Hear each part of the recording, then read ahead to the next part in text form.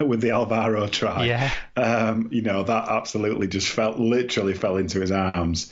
And they got themselves in a winning position, 16-6 up, winning position. Because KR were a bit scratchy and not quite there. And, these are the kind of games that, a team in a relegation fight needs to pick up. They need to pick up against a team that's not in great form. But, yeah, as soon as the tide started to turn, I had no faith that Toulouse would be able to to stick in it. And it's got to go down as something that they are going to regret, I would say. Because, they weren't in it. They were clearly ahead. And, they'll be. I can understand the deflation, which probably came across in the interviews, I would say. Definitely, yeah. Sean Kenny Dowell mentioned a couple of times in the fan views, a couple of huge involvements at a crucial time, that they were more pivotal than any kind of errors that might have been made by Toulouse with ball in hand. That Holton try was brilliant play, and there was a lot of elements of great team play in it, don't get me wrong. Both the hookers had involvement. I know Litton was playing in the halves, but they both had involvements in it, didn't they? Holton was there to finish it off as well, but SKD with the initial break and then with the really good offload to set the try up as well, all in the same play, getting involved twice, going way away from the script and out of position, and then get himself back into where his normal position would be to do his normal kind of job as well afterwards. That was huge, wasn't it? That moment in the game. That wasn't the winning try. That was the try that got them to 16 all. But it felt like that was huge. And like you said, it didn't feel like the game was going any way other than Hull KR finishing off by winning it after that point with what 9 minutes to go when that was scored. Yeah, it was in the last 10, really, wasn't it? I mean, I think they had players in support, didn't they? They weren't it wasn't just relying on an individual to make something happen. It was it's the best of team movement, wasn't it? In terms of supporting the ball runner, providing him with options, not letting the ball die, kind of stuff, is exactly the kind of thing that they had to do at that stage in the game, but they were good enough to do it as well. So credit to them for coming back when they could have easily quit on the match, but they didn't. Yeah. So in the end they deserved it, but Toulouse are going to be shaking their heads at it, definitely. Yeah, one Toulouse player I feel really sorry for after this one was Matty Russell. I thought he was exceptional for them. I think he worked incredibly hard and took his try really well. The other thing I've got noted down as a talking point from this one, and I don't know that a lot's been made of it, but that scrum play where the winning try that Rowan Milne scored. By the way, his goal kicking was better than I expected it to be, so that was a positive for Hull KR. But I thought a Hull KR player clearly held a Toulouse defender in the scrum. I'm not sure it would have changed the play because the try was scored really easily out wide. But wasn't that worth a bit more of a question, a bit more of a look? It did feel like foul play. There was a bit of dark arts, I would say, in the scrum. I think it was a combination of that and also one of the Toulouse defenders falling over. Yeah. I think those two things combined made it look like a very easy try out wide. It's one of those. I think it was one of those subtle things that good players get away with. We've talked about it before. I wouldn't make too much of it. And the officials are looking so much for people being offside at scrums. They're probably not looking at what's happening in the scrum itself. Well, no, and obviously, when you're looking at 12 bodies, you can't see through people, so things are going to be missed, in the heat of the scrum. But I would say obviously the falling over of the defender didn't exactly help either. Yeah.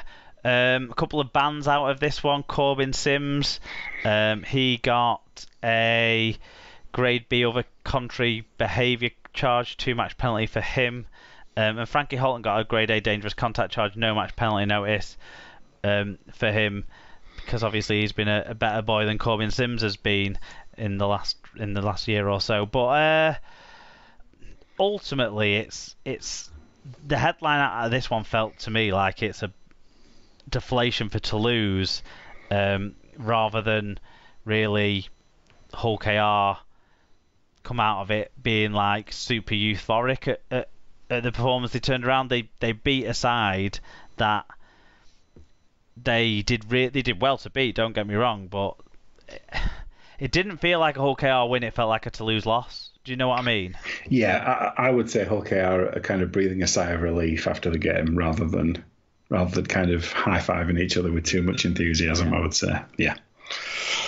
On to the second game involving the side from the other side of Hull. This one Friday night, Huddersfield. They were trailing to Hull FC visitors 10-0 at half-time, but the home side came back to win 22-16 again, actually. 4,642 as a crowd. Marcus Griffiths was the referee.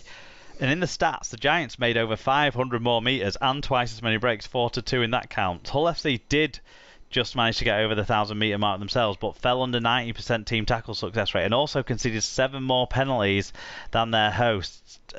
Side note on this one as well, the game had the most attacking kicks recorded of any game so far this year, but that's kind of by the by. Those stats actually suggest that Huddersfield should have won by more. Rather than scraping over the line. Yeah, rather than relying on some dummy half fallovers. Indeed. Yeah, for Huddersfield, though, Joe Greenwood with 176 metres, Ash Golding with 172, Leroy Cudjoe, try assist, 126 metres, Luke Yates with 46 tackles, 11 from marker, no missed, and 109 metres, going both ways as Luke Yates does. And for Hull FC, Danny Houghton with a try assist, 58 tackles, 14 of which were from marker. Brad Fash with 43 tackles, 13 from marker and 129 metres. Josh Sim with 123 metres and Ellis Longstaff with a try and 45 tackles. Fair enough. Always in our shadow said, the defence wins matches, and it was almost a case until a combination of Marcus, I'm not giving any signals, Griffiths, and Daniel Levi with his quarterback sneaks saw the Giants edged it. Who the hell gets a try and a man sin-binned at the same time?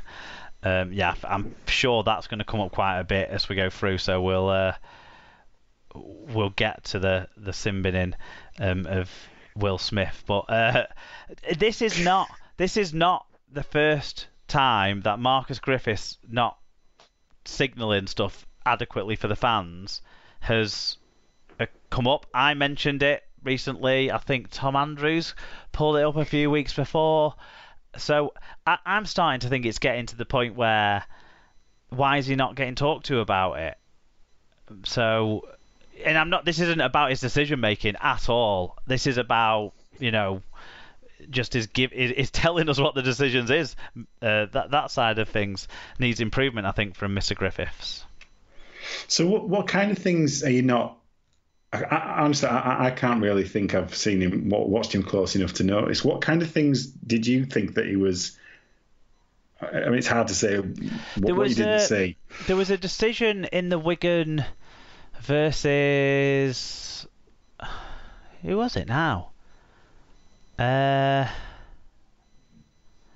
Wigan Hull KR game, where in the stadium we didn't know why he'd made the call he'd made at all. It was actually the play where Will Dagger got injured on when he made the break, and then he knocked on, didn't he? So he came back to an infringement that he'd seen by Wigan. That was a penalty, and I think in the end, watching it back and stuff, we've worked out that I think he called Bevan French for a shoulder charge, because French had kind of gone to make a tackle but kind of pulled out of the tackle on the half turn as the ball had already gone, but kind of hit the player who just passed it. So it was either a late hit or a shoulder charge. But I'm now sit here a week later saying I don't know if it was a late hit, or 10 days later saying I don't know if it was a late hit or a shoulder charge. Like, I can come up with reasons why the decision was given, so I'm not saying it was the wrong decision. I'm just saying I didn't know what he'd given the penalty for.